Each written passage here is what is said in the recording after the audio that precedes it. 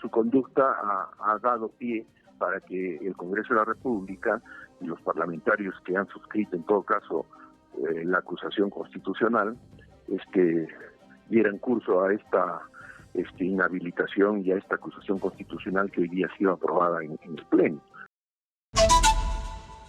En la comunicación estamos en estos momentos con Óscar Urbiola, expresidente del Tribunal Constitucional.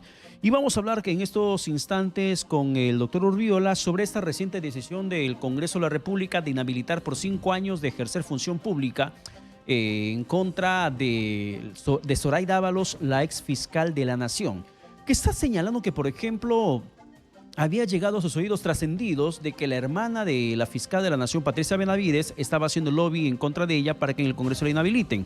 Como también ella se considera como una piedra en el zapato dentro de la Junta de Fiscales Supremos, entre otras cosas más que precisamente viene dando a conocer en medios de comunicación, donde viene dando su manifestación ante esta decisión del Parlamento.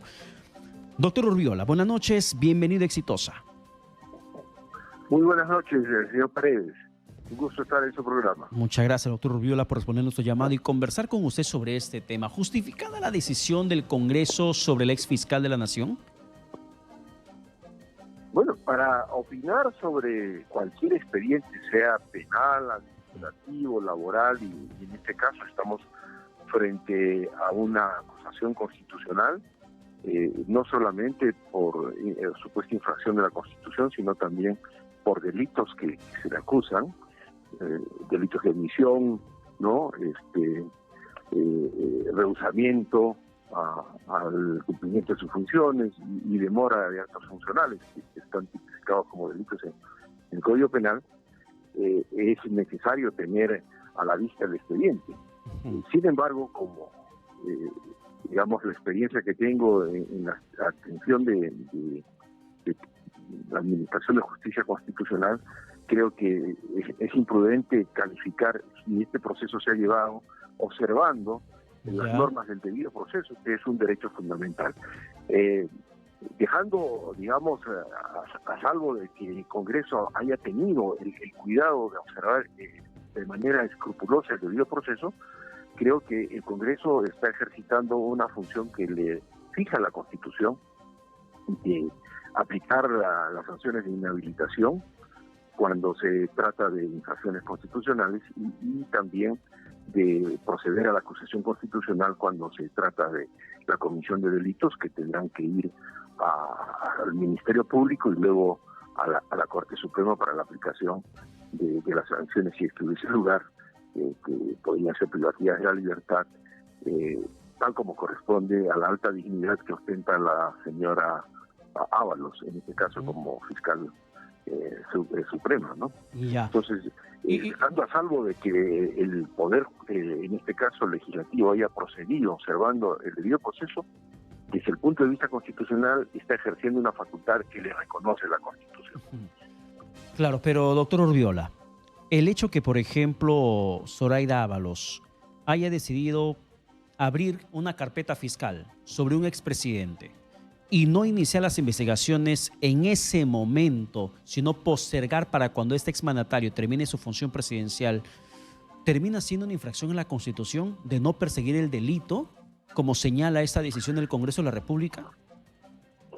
Bueno, en realidad, sobre este caso, tenemos que considerar que no solamente ha sido la señora Ábalos la que ha tenido, digamos, una participación con esa, digamos, decisión de no iniciar o iniciado la investigación, no la ha seguido. Hay antecedentes en el Ministerio Público en otras etapas.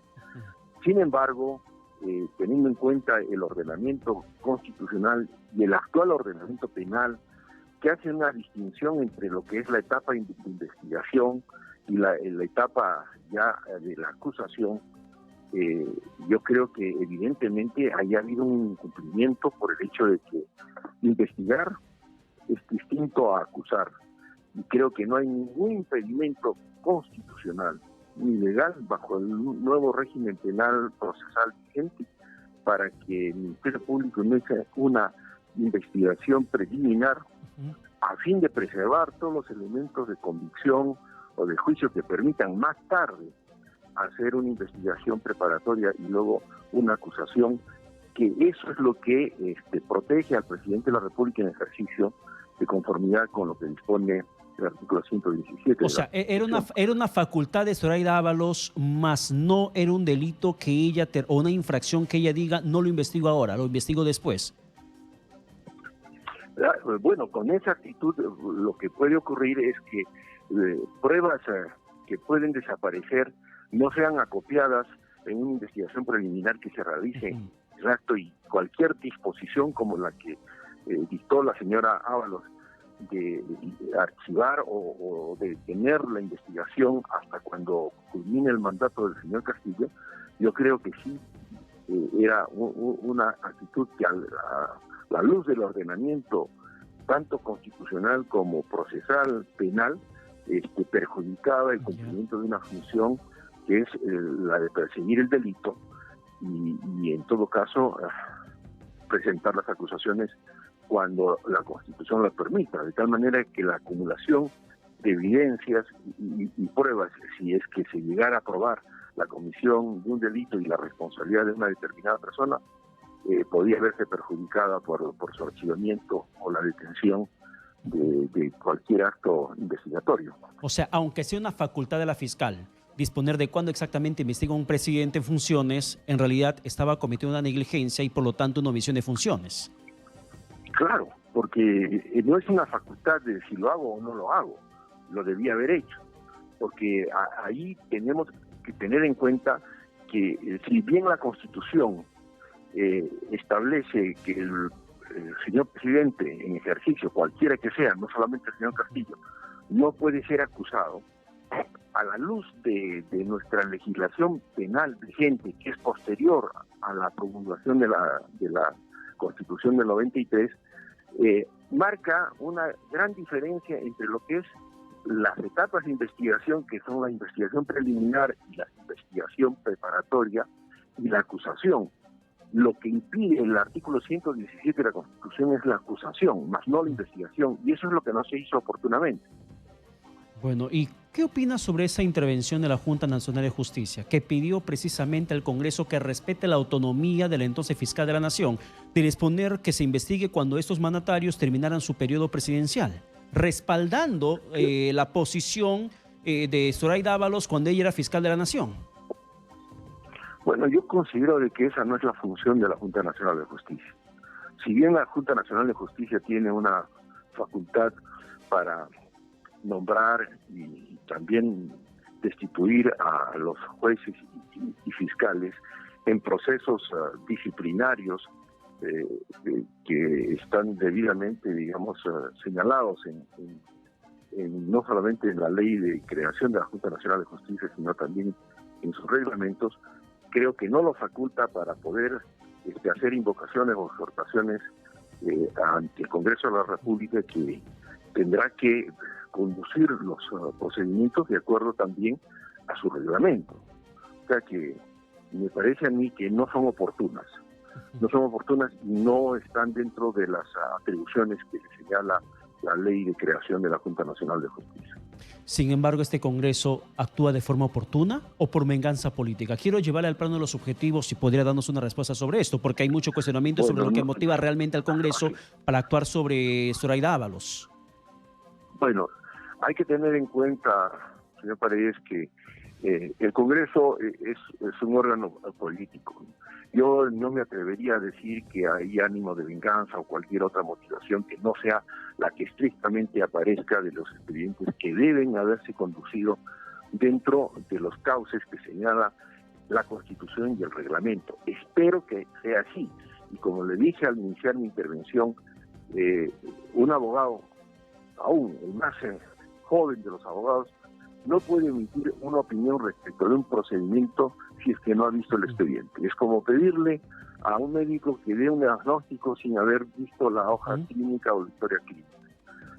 Yo presumo de que el Congreso, que ha llegado a la última etapa ya en el Pleno de aprobar una inhabilitación con alta votación y con una acusación constitucional por supuestos delitos, también con una alta votación que supera los 70 votos, es porque deben tener frente a sus ojos expedientes y evidencias que los conducen a esa decisión. Espero que sea así.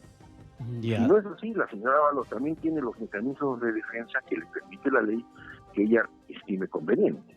Ya, pero doctor Urbiola, entiendo que usted no puede dar una opinión precisa sobre el expediente que tomó como base el Congreso para que tome la decisión de inhabilitar a Zoraida Ábalos. Sin embargo, quiero preguntarle, para cerrar ese tema del exfiscal de la Nación, si es que el accionar de Zoraida Ábalos contribuyó, justificó el inicio de la investigación sobre ella en el Congreso de la República, la forma como decidió postergar investigaciones que habría sobre expresidentes como Pedro Castillo y como Martín Vizcarra también en su momento. Claro, es evidente de que su conducta ha dado pie para que el Congreso de la República y los parlamentarios que han suscrito en todo caso la acusación constitucional dieran curso a esta inhabilitación y a esta acusación constitucional que hoy día ha sido aprobada en el Pleno.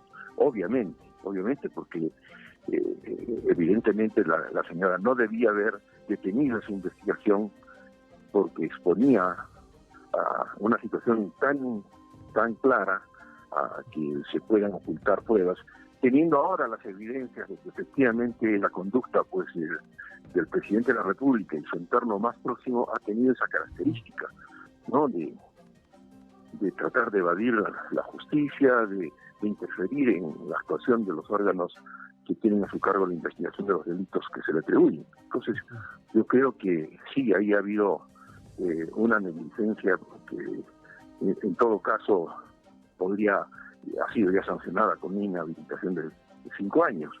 Ahora, el tema de la comisión de delito que da lugar a una acusación constitucional, bueno, eso tendrá que estar en manos del Poder Judicial, previa acusación del Ministerio Público, ¿no? Que tendrá que hacer toda la investigación preparatoria para hacer la acusación y luego el juzgamiento ante la Corte Suprema, que es lo que le corresponde por su alto cargo a la señora Ábalos. Bien, doctor Urbiola, quiero llevarle también al tema de Betsy Chávez. Y mucho se discute una vez más con la prisión preventiva que recayó desde el día de ayer en su contra sobre la existencia o no de este delito de rebelión y de conspiración. ¿Usted cree que realmente calza la actitud que tuvo Betsy Chávez, presuntamente en alianza con Pedro Castillo en este golpe de estado frustrado, como un acto de rebelión, de alzamiento en armas? Bueno, el lanzamiento de armas no es necesariamente portar o empuñar una pistola o un fusil. No, es en este caso un acto manifiesto de rebelión y de rompimiento del orden constitucional. Probablemente la señora Betsy Chávez no califique para la figura delictiva de la rebelión, pero sí en la de alteración del orden constitucional, que es evidente. Eso lo tendrá que calificar, ¿no? En este caso, la justicia, que es la que califica si efectivamente la conducta de la señora Chávez calza exactamente en una de las figuras que se le acusa. Y si no es así, bueno, tendrá que exculpársele ese delito, pero para lo que es claro para mí es que hay delitos que están vinculados al rompimiento del orden constitucional, ¿no? que por los cuales están siendo juzgados. Y yo creo que eso está ya en manos de la justicia, y no creo que una decisión del nivel de la Corte Suprema, que ha revocado la comparecencia de la señora Betsy Chávez para convertirla en prisión preventiva, no tenga los fundamentos debidos. Yo estimo que a ese nivel el análisis debe haber sido mucho más exhaustivo y preciso, y ha dado resultado una decisión de este tipo que la está privando de la libertad. Y bueno, es en manos de la justicia, y creo que tenemos que esperar que la justicia también actúe de manera adecuada en este caso. ¿Y sería un atenuante a favor de Betsy Chávez, de Pedro Castillo y otros implicados más el hecho de que el golpe de Estado finalmente se frustró? No, bueno, en realidad el hecho de que haya sido mal planificado o mal ejecutado el rompimiento del orden constitucional no los libera de esa responsabilidad. No los libera de esa responsabilidad. Es evidente, el artículo 46 de la Constitución, que es lo que ha permitido que el Congreso de la República lo vaque al señor Castillo. No es cierto de que el señor Castillo haya sido vacado por permanente incapacidad moral. Él ha sido vacado, según reza la resolución legislativa que lo vaca, por el artículo 46 de la Constitución, que establece que nadie debe obediencia a un gobierno usurpador, y es evidente de que él ha sido un usurpador del poder al disolver el Congreso, atribuirse facultades para manejar la Corte Suprema, el Tribunal Constitucional, el Ministerio Público, y todo el poder, ¿no?, concentrado supuestamente en él, y que no supo conducir, o sea, no supo ni siquiera convertirse en dictador. Entonces, todo eso lo tiene que calificar el Poder Judicial, y todo eso está en manos de la justicia. Sin embargo, la gente que protesta en contra del gobierno de Dina Boluarte precisamente también utiliza el mismo artículo de la Constitución, que nadie debe obediencia a un gobierno usurpador ni a quienes asumen funciones públicas en violación de la Constitución y de las leyes. Y es que el argumento que tienen es que Castillo ha sido mal vacado, no se cumplió el procedimiento y por lo tanto Dina Boluarte es una usurpadora a quien no le deben obediencia. Sí, ese es uno de los argumentos del exministro Ayala. Pero yo no sé de dónde ha estudiado Derecho el señor Ayala. ¿Se imagina usted, señor Paredes, que el Congreso de la República haya tenido que observar o respetar el debido proceso, citando al supuesto pretendiente del dictador que está disolviendo el Congreso, citarlo a que concurra al Congreso que ha disuelto para escucharlo y ejercer su defensa? Ya ha citado que eso tenía que ir a la subcomisión de acusaciones constitucionales y de ahí a la comisión permanente y de ahí al pleno. Oiga usted, eso es decir, solamente lo puede sostener quien no conoce en principio la realidad y está totalmente alejado de las normas, incluso reglamentarias del Congreso. Es decir, es una falta incluso de lógica personal. ¿Cómo el Congreso tenía que citarlo para que haga sus descargos a alguien que está disolviendo el Congreso? ¿Ante qué Congreso va a acudir el señor Castillo? Se ha sido disuelto. ¿No? Que ha sido disuelto. Pero por lo tanto, esa cita que hace de manera repetitiva y el señor Ayala de decir no se observó el artículo 89A de la Constitución que establece la obligación de tener 104 votos para aprobar la vacancia express. Eso no es aplicable, pues ese artículo ya no es aplicable. El artículo aplicable es el 46 de la Constitución. Bien. Ni siquiera del reglamento. 46. Y ahí, imagínense que el Congreso tenía que esperar que el dictador, ¿no?, que disuelve el Congreso, vaya al Congreso a defenderse. ¿Ante qué Congreso? Y si ya lo disolvió. Eso es pues, realmente inadmisible, ¿no?, ese argumento de defensa. Bien, sin embargo, ese mismo argumento lo ha expuesto en Europa, lo ha expuesto en Argentina, y el señor Zaffaroni, que ya me parece está totalmente desenfocado de lo que realmente ha sucedido en el Perú, repite también el mismo argumento de que no se le ha respetado el debido proceso al señor Castillo. ¿Qué debido proceso se le puede merecer a una persona que usurpa el poder? Ahí actúa en flagrancia la justicia. ¿Qué es lo que terminó pasando? Exactamente. Doctor Urbiola, muchas gracias por la comunicación alcanzada. Buenas noches.